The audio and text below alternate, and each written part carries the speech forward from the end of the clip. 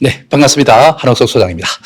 자, 여러분, 이제 설 연휴를 지내고 나서 이제 아마 주시장에 대한 감각이 아마 좀 떨어졌지 않았을까 이렇게 생각되고 있습니다. 다시 또 감각을 또 불러일으켜야 되지 않을까 이렇게 생각되고 있고요. 오늘은 금요일입니다. 오늘은 느낌표. 그러니까 시장을 보고 느끼는 하루가 되지 않을까 이렇게 생각되고 있고요.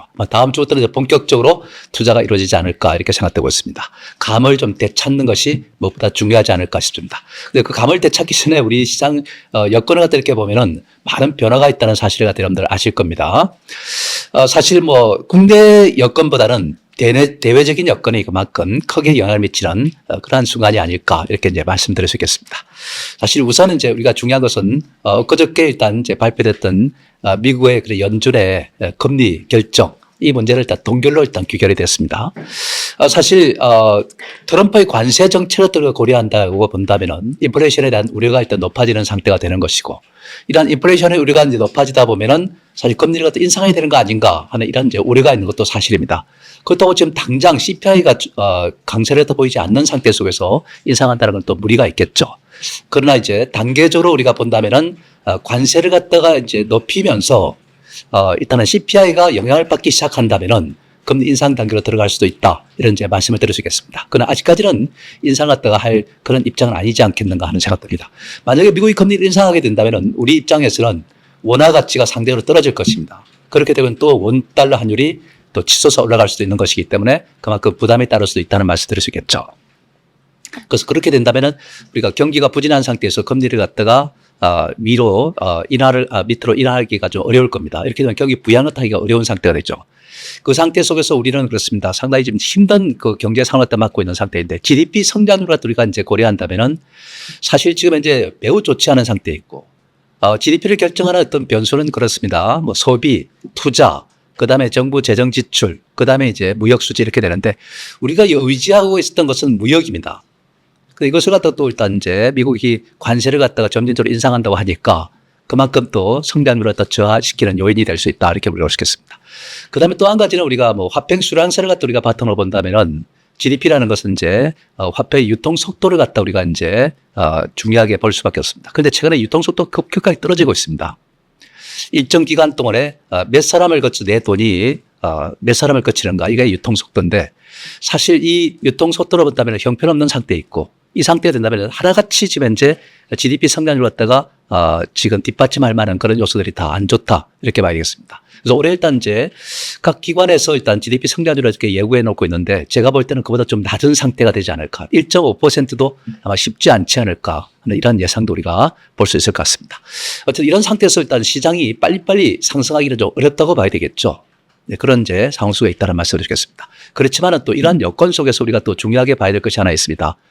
바로 최근 들어서 외국인 투자가들이 작년까지 한 21조를 팔았습니다. 작년에. 근데 올해 일단 1월에 들어서면서 그 1조 가까이 이렇게 사들어오고 있다는 사실을 알 수 있습니다. 그렇게 본다면은 외국인 투자들의 전략 변화가 조금씩 일고 있지 않을까 이렇게 이제 말씀을 드릴 수 있겠고요. 사실 세계 OECD 국가들 중에서 한국이 가장 상술이 낮은 이런 여건을 갖다가 보여주고 있는 상태 아니겠습니까? 그런 상태 속에서 이제 꼴찌 국가, 이런 국가들의 오히려 매력이 생기는 것이 아닌가 하는 이런 인식을 갖게 되는 거죠. 그래서 외국인 투자들이 한국에 투자를 갖다가 조금씩 늘려나가는 한 해가 되지 않을까 이렇게도 이제 말씀을 드릴 수 있겠습니다. 올해가 최악의 한 해라고 본다면은 이때가 바로 매수의 찬스다 이렇게 이제 보는 겁니다. 외국인 투자들은 어차피 중장기적으로 보고 투자하는 것이니까 그죠. 그래서 그 과정에서 일단 또 한 가지 우리가 중요하게 봐야 될 것이 있습니다. 이 아랍에미리트 국부펀드 ADIC죠. 여기서 한국의 자산운용사 세 곳을 갖다 선정해 가지고 적게는 1,000억, 많게는 수천억치 이렇게 배정합니다. 약 한 1조 가까이를 갖다 투자하지 않을까 이렇게 생각되고 있습니다.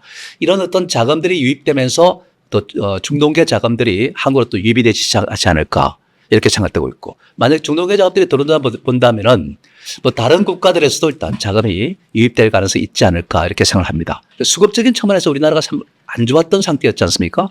근데 이런 수급적인 모습이 조금씩 이렇게 개선돼 간다는 것은 우리가 의미 있게 받아들여야 되지 않을까 이렇게 생각을 합니다. 그래서 그런 관점에서 우리가 시장을 너무 부정적으로 볼 필요는 없고 점진적으로 상승할 수 있다 이렇게 생각을 갖는 것이 좋을 것 같다는 생각 들고요. 그리고 이 코스피 코스닥을 갖다가 차트를 통해서 한번 이렇게 본다면 코스피 같은 경우는 이제 최근 등락 혼조권에 있었던 상태였죠, 그죠? 그러면서 에너지를 보강하고 다시 또 재상승하고 이 상승 트렌드에 일단 저항선으로 올라가려면은 점진적이지만은 꾸준하게 상세로 가는 이런 과정은 또 보이지 않을까 이렇게 생각합니다. 이미 대세의 바닥은 삼중 바닥을 통해서 일단 이루어졌다 이렇게 보는 것이고 추세도 하락 국면에서 상승으로 돌았으면서 상승 추세로 바뀌어 있다 이렇게 봐야 되겠습니다. 그렇기 때문에 시장에 대해서는 우리가 부정적으로 볼 필요가 없을 것 같습니다. 그리고 코스피 코스닥 역시 마찬가지로 하락 추세를 벗어나면서 저점이 높아지고 고점이 높아지는 이러한 트렌드로 이어지고 있다는 사실을 알 수 있습니다. 그렇기 때문에 우리가 이 코스피 코스닥 시장에 대해서는 부정적인 시각보다는 긍정적인 시각을 가져라 이런 말씀드릴 수 있겠고요. 그런 여러 가지 경제적 여건이라든지 시장의 어떤 수급 상황이라든지 이런 걸 종합해 볼 때 빨리빨리 오르기보다는 점진적으로 올라가는 그런 흐름으로 보는 것이 맞지 않을까 이렇게 생각되고 있습니다. 자, 그런 과정을 우리가 잘 참고하셔야 하고요. 뭐 오늘 이제 시장 같은 우리가 놓고 본다면은 사실 뭐 그렇게 뭐 급등하는 것도 아니지만 급락하는 것도 아니고 아마 등락 혼조 뭐 이 선에서 머물지 않을까 이렇게 생각되고 있고 지수보다는 종목군이 중요하지 않을까 이렇게 생각됩니다. 그래서 이후에 제가 말씀드릴 종목군들에 대해서 한번 잘 참고해 보시는 것도 좋지 않을까 이렇게 생각을 합니다. 자, 그런 상태 그래서 오늘 시장은 너무 부정적으로 볼 필요는 없다는 얘기죠. 이제 그 점을 우리가 참고하셔야 할 것 같고요. 아마 이제 오늘 가장 중요하게 우리가 봐야 될 부분이 아마 이 딥시크 도발 이것이 아닌가 이렇게 이제 말씀을 드리겠습니다.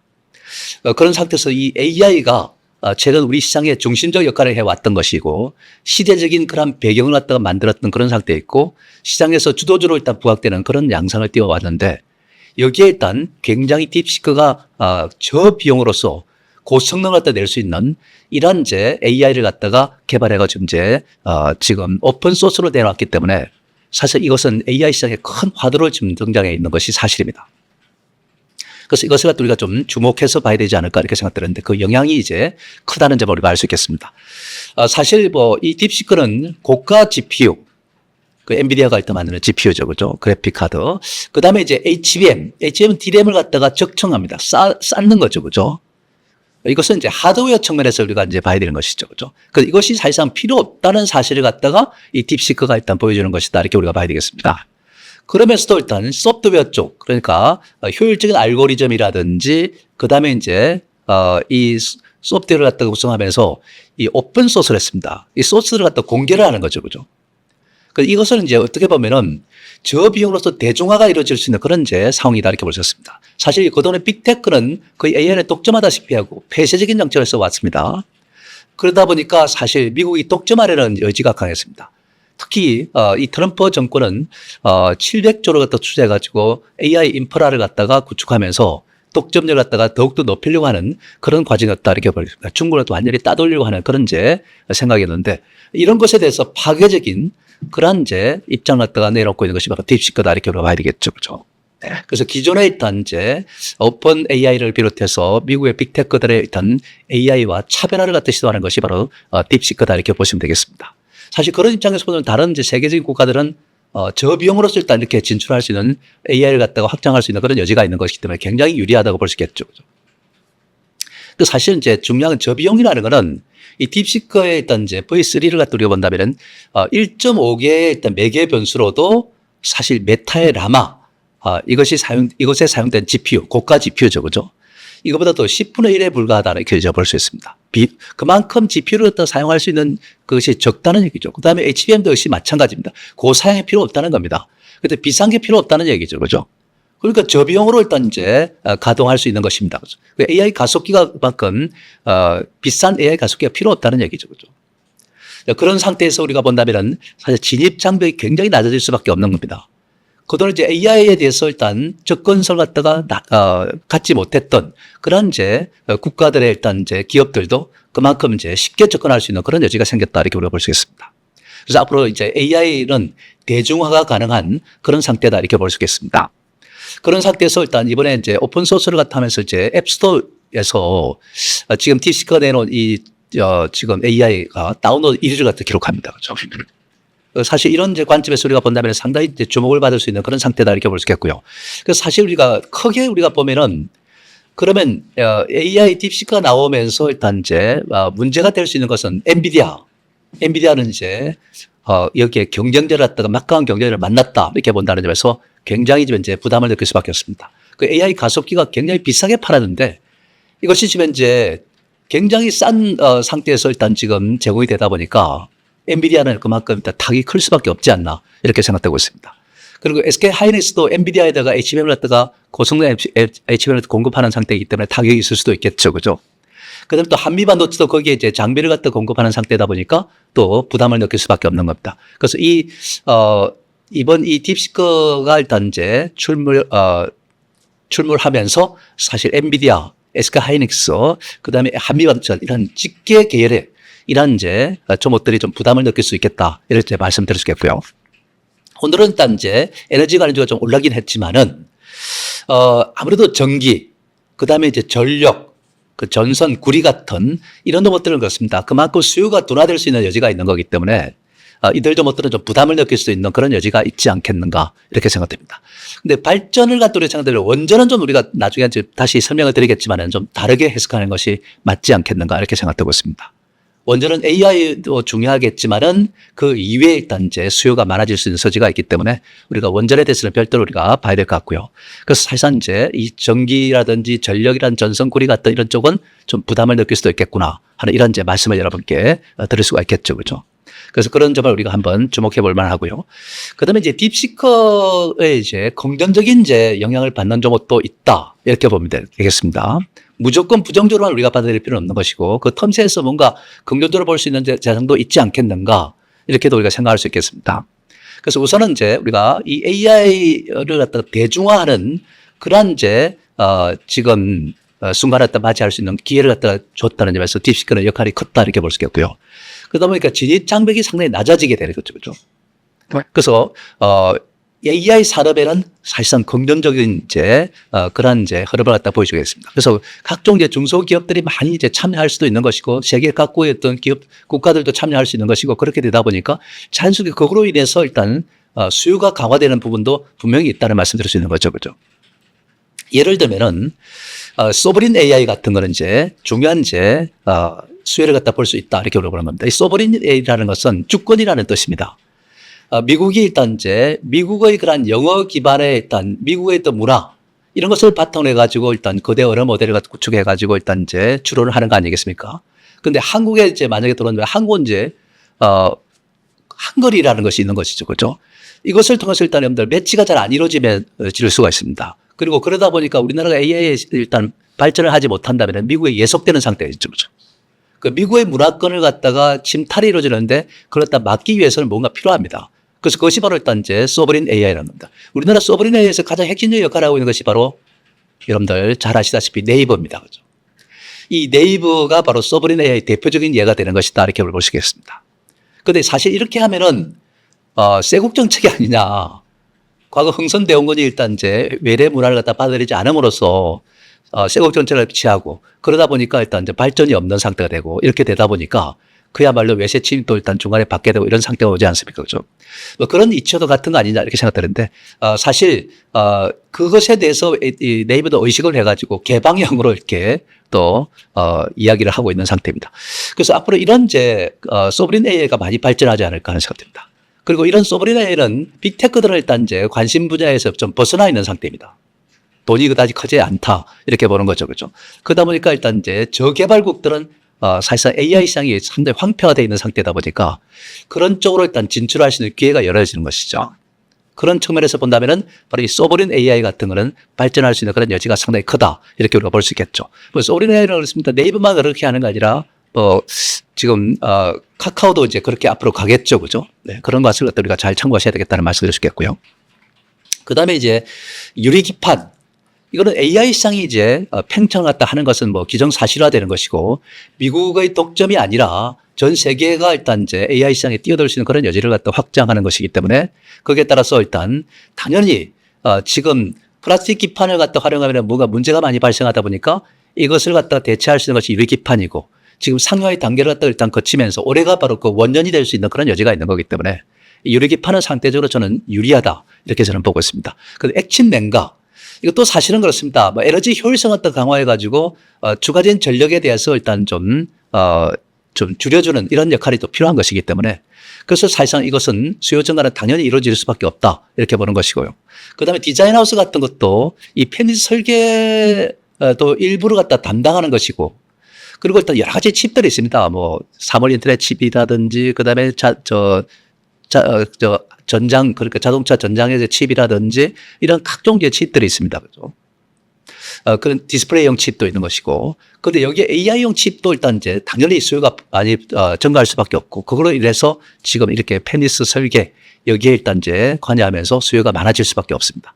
때문에 이 디자인 하우스 같은 것도 우리가 주목해야 되는 것이고, 그다음에 이제 온 디바이스 AR, 이거는 뭐 각종 가전기가 기존에 일단 이제 똑똑하지 않은 가전기기하고 AI가 장착된 가전기하고는 차이가 크죠, 그죠? 예를 들면 밥솥을 갖다가 일단 우리가 생각할 때, 과거에는 밥솥을 그냥 밥을 지으면 일일이 일단 거기에 참여해가지고, 솥에다가 일단 이제 뜸을 들이고 이렇게 신경이 많이 쓰일 수밖에 없습니다. 잘못했다가는 눌러버리고 이런 상태가 되는데, 그러나 AI로 이렇게 하게 되면 자기가 알아서 그냥 착착 해 나가는 것이고, 그죠? 거기에 대해서 자기가 일단 이런 단계에 있다는 것도 알려주고, 이런 상태에 얼마나 편리하겠습니까, 그죠? 그때 경쟁이 안 되는 것이죠, 그죠? 그래서 앞으로 자동차도 그렇고 모든 가전기도 그렇고 이런 것들이 AI를 갖다가 장착하게 되는 이런 상황을 갖다 맞이하게 되는 거 아닙니까? 그죠? 그래서 이런 쪽은 우리가 긍정적 관점에서 우리가 봐야 되지 않을까 싶습니다. 그 AI 시장이 확장하면서 사실 기기들이 똑똑해지고 그만큼 사람들도 그만큼 똑똑해질 수밖에 없는 것입니다. 그래서 이런 이제 대상들은 우리가 계속해서 일단 관심을 갖다 갖는 것은 바람직하지 않을까 하는 이런 이제 말씀을 여러분께 드릴 수가 있겠죠. 그죠? 한번 주목해 볼 필요가 있다는 말씀을 드리겠습니다. 그 조정을 보인다면은 역시 매수할 수 있는 기회다. 이렇게 이제 보시면 되겠습니다. 그 다음에 이제 아까 우리가 SK 하이닉스는 엔비디아와 더불어서 일단 이제 중국의 딥시크가 출연하면서 사실상 부정적 영향을 받는다. 이렇게 말씀드렸지 않습니까? 그럼 삼성전자는 어떻게 봐야 되느냐? 이것도 일단 우리가 한번 생각해 볼 수 있습니다. 사실 우리 개인 투자가들 입장에서 삼성전자를 많이 갖고 있는데 뭔가 주가가 낮은 상태에 있기 때문에 주가 올라가지 않을까 하는 이런 생각이었는데 전혀 올라가지 않습니다. 그 시장은 이제 바닥 시세 100일, 천정 시세 3일 이런 말이 있듯이 그만큼 바닥가 또 오랫동안 길은 단계에 있기 때문에 정말 답답하기 짝이 없을 겁니다. 그죠? 근데 이번에 일단 이제 화두가 이렇게 주어졌기 때문에 어떤 영향을 받을지 한번 생각해 볼 기회가 생겼지 않을까 이렇게 생각됩니다. 그 딥시크에 적용된 것은 H800. 그러니까 이제 사실 이거 4G 그러니까 HBM2E 그다음에 이제 5G HBM3 뭐 이런 것들을 적용한 겁니다. 그런데 지금 현재 상태에서 우리가 엔비디아가 일단 이제 앞으로 계속해서 치고 나가는 쪽은 뭡니까? 5세대 HBM3E라든지 6세대 HBM4라든지 이렇게 지금 밀고 나가는 거 아니겠습니까? 그죠? 근데 그런 것이 딥시크는 필요가 없다는 얘기예요. 그죠? 그렇기 때문에 그렇게 이제 사양이 높을수록 비싼 것인데 그게 필요 없다는 것을 갖다가 이제 던진 거 아니겠습니까? 그런데 삼성전자는 여러분들 아시다시피 어떤 입장입니까?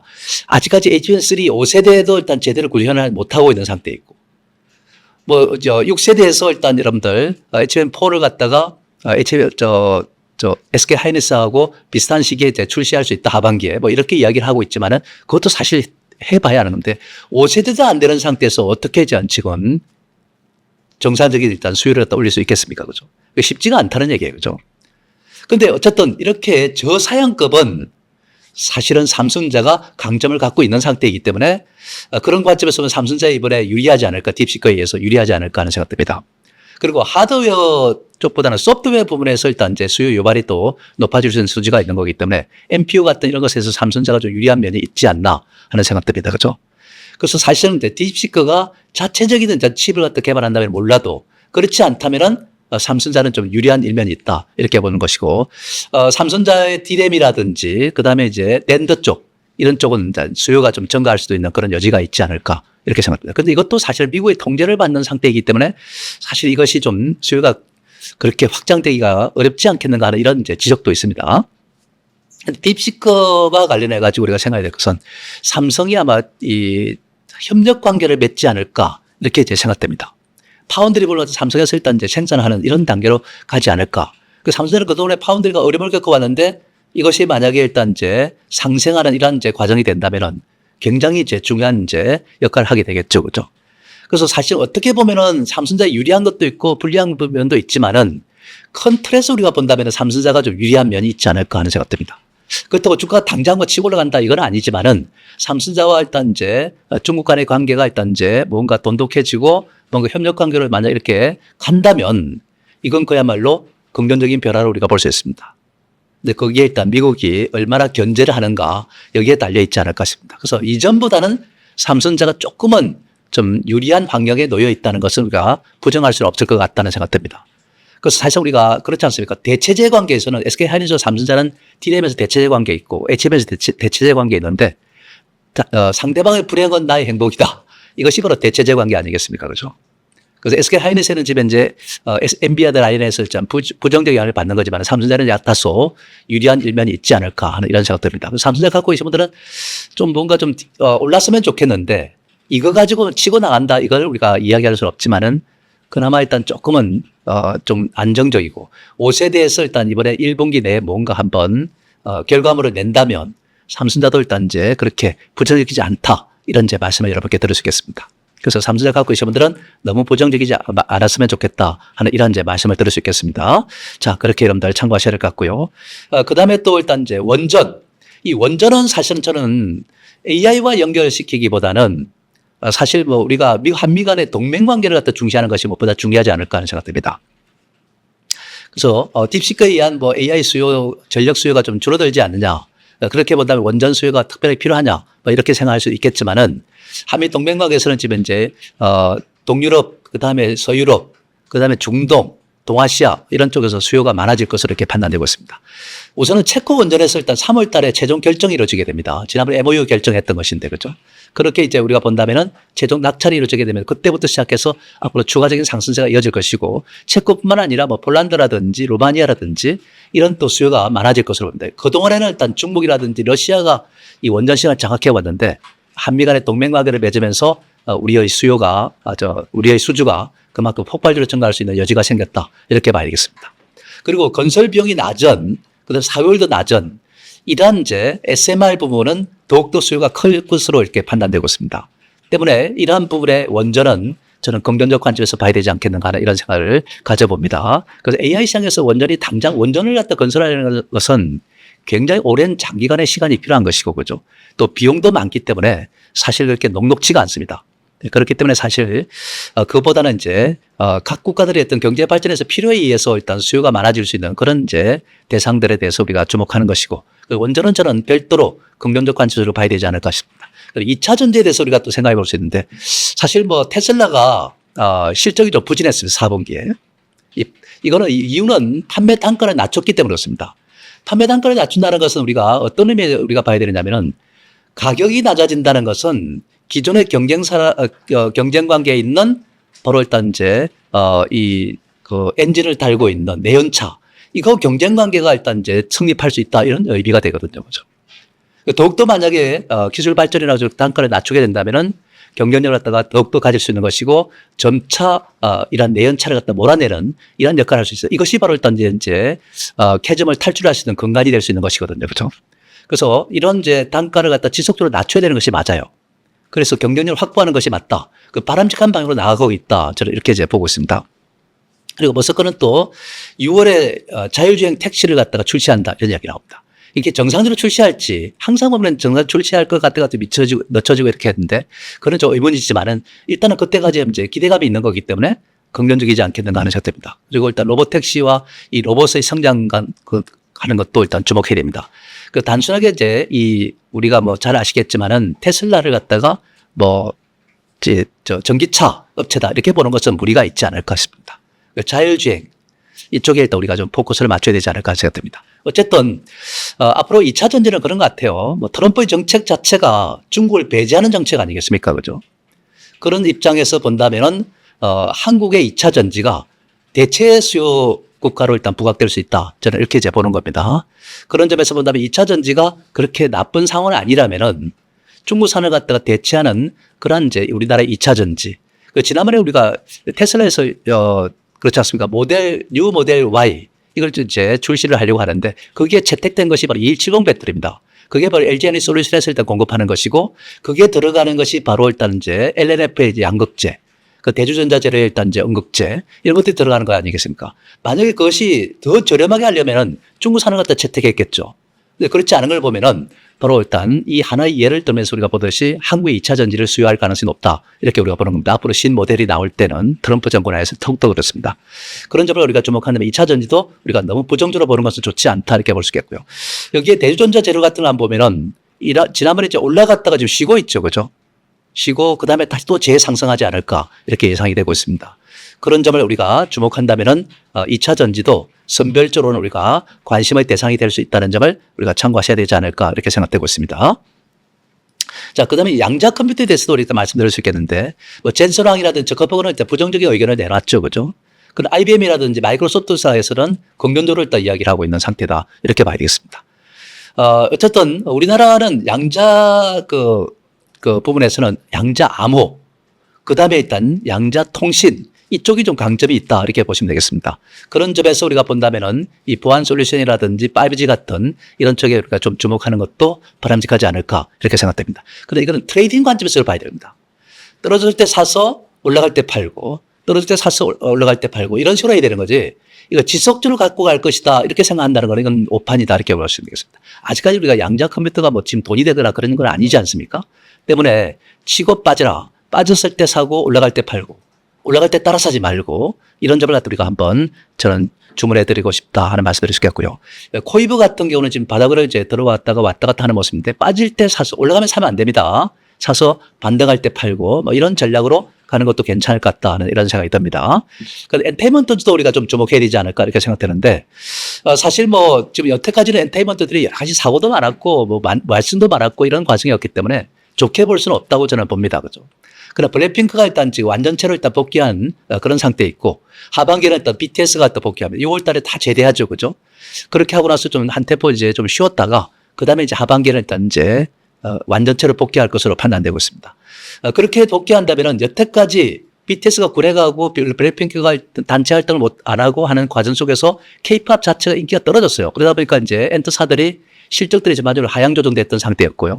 이제는 점차 회복하는 단계로 가지 않을까 하는 생각이 듭니다. K-팝이 다시 부활하는 그런 과정이 되지 않을까 하는 생각이 듭니다. 여기 엔터테인먼트사는 다 좋을 수밖에 없습니다. YG엔터라든지 JYP엔터라든지 하이브라든지 SM. 뭐 하이브는 당연히 이제 BTS고 그죠? YG엔터는 이제 블랙핑크니까. 그리고 일단 이제 뭐 JYP엔터 SM도 일단 지금 신인 그룹들이 또 등장하고 하는 상태이기 때문에 앞으로 상당히 기대가 되는 상태입니다. 그래서 긍정적 관점을 봐야 될 것 같고요. 재건 관련해서도 우리가 봐야 되는데 트럼프는 지금 이제 뭐 빨리 종전을 시키겠다 뭐 이런 입장입니다. 그런데 이것이 뭐 쉽게 이루어질 수 있는 문제는 아니라고 봐야 되겠습니다. 그렇죠? 그리고 일단 이제 만약에 트럼프의 구상에서 이제 지금 현재 선에서 일단 이제 딱 선을 긋고 그다음에 휴전을 하고 그렇게 하면서 일단 이제 거기다가 이제 평화 유지군을 주둔시켜 마치 6.25 때처럼 이렇게 이제 한다는 겁니다. 그죠? 그 DNG를 갖다가 일단 이제 구축하고 하는. 근데 이것에 과연 푸틴이 인정하겠느냐는 얘기죠. 그래서 상당히 논란이 많을 것 같습니다. 그러나 제가 볼 때는 그렇습니다. 만약에 푸틴하고 트럼프가 만난다는 그 액션 자체만 하더라도 이거는 큰 변화라고 저는 보고 있는 것이고, 그죠. 그렇기 때문에 일단 이 재건 관리도 우리가 좀 주목해 보는 것도 바람직하지 않을까 하는 생각 들고, 거기에 일단 TYM 같은 농업 관련주죠. 그죠. 농기업체인데, 이거는 지난 고점을 갖다 도전하려고 하는 그런 모습을 갖다 보이고 있습니다. 뭐 이런 점들이 좋을 것으로 보이고요. SY 스틸텍 같은 것도 지난번에 가장 탄력적으로 움직이는 점 중에 하나이기 때문에 이런 쪽에 일단 우리가 주목하는 것도 좋을 것 같고요. 어쨌든 지금은 이제 대응 전략을 우리가 이제 세울 때 대형주에서는 뭐 트럼프 수혜주라고 할 수 있는 뭐 조선이라든지 트럼프가 일단 주한미군에 대해서 9배를 더 내라 이렇게 이야기하니까 자체적인 이제 지금 방위를 갖다가 해야 되는 입장이고, 그리고 방산 수요가 늘어날 수밖에 없습니다. 우리와 비슷한 환경에 놓여 있는 각 국가들은 그만큼 방산 수요를 늘리지 않을까. 한국에 일단 이제 저렴하고도 가장 가성비가 높고 성능도 좋은 한국산 이제 방산이 그만큼 수요가 많아질 수 있다는 점에서 의미가 있는 것이고, 원전은 아까 제가 말씀드렸다시피 한미 동맹 관계로 우리가 보기 때문에 긍정적이다. 그래서 이런 대형주를 우리가 좀 긍정적으로 보자 이런 말씀드리고, AI와 관련해서는 AI 주도 마찬가지지만 유리기판이라든지 디자인하우스라든지 액침 냉각이라든지 뭐 등등 이런 것들이 좀 유리하지 않을까 하는 생각 들고, 양자 컴퓨터 아까 트레이딩 관점에서 우리가 보라 이렇게 말씀드렸지 않습니까? 떨어질 때 샀다가 올라갈 때 팔고 하는 이런 전략. 지금은 추기면서 하면 안 됩니다. 그리고 부실주들은 지금 퇴출을 갖다 시키겠다 이런 입장입니다. 당국에서. 그렇기 때문에 사실은 감사 의견에서 한정 의견을 받거나 또는 의견 거절을 받거나 하는 이런 기업들이 있지 않습니까? 이런 것들을 우리가 피하는 것이 맞다 하는 말씀을 드리겠습니다. 이번 이제 실적 발표를 앞두고 있기 때문에 실적 좋은 점들이 긍정적이지만은 이런 이제 문제도 있다는 점을 우리가 좀 참고하셔야 되지 않을까 하는 이런 생각도 가져볼 수 있겠습니다. 자, 이런 상태에서 오늘 우리가 뭐 주목할 만한 종목이 있다면은 어떤 것이 있을까? 저는 엔터주에서 일단 YG 엔터 이쪽을 한번 여러분께 좀 주목해보자 이런 말씀을 여러분께 드리고 싶습니다. 그렇죠? 그래서 지금은 이 저점이 높아지는 상태에 있고 이제 고점을 갖다 도전하는 이런 양상을 띠고 있기 때문에 주목해야 된다는 말씀을 드리겠고 최근에 일단 여러분들 로제 일단 이제 아파트도 일단 인기가 좋았지만은 블랙핑크가 완전차로 복귀하면서 또 뭐 7억 조회수 뭐 이렇게 기록하고 있습니다. 그만큼 인기를 갖다가 많이 구가하고 있는 상태에 있고 앞으로 계속해서 신곡이 또 나올 것으로 이렇게 보이고요. 그런 입장에서 본다면은 이 YG엔터는 앞으로 지금 수렁에서 탈출하는 게 아닌가 싶습니다.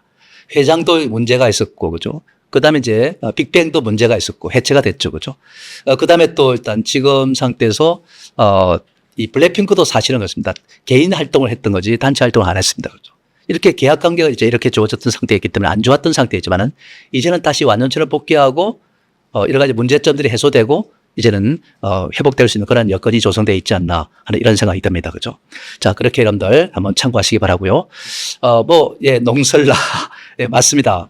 농설라는 이제 TYM 같은 이런 점들, 뭐, 이런 것들이 이제 하나의 그 관심주로서 이제 부각될 수 있는 그런 여지가 있겠죠. 그죠? 그래서 어쨌든 여러분들 오늘 하루가 뭐 매우 중요하겠지만은 너무 지수를 보지 말고 종목들 하나하나에 대해서 우리가 주목해서 보는 것이 맞지 않을까 하는 이런 이제 말씀을 드릴 수 있겠습니다.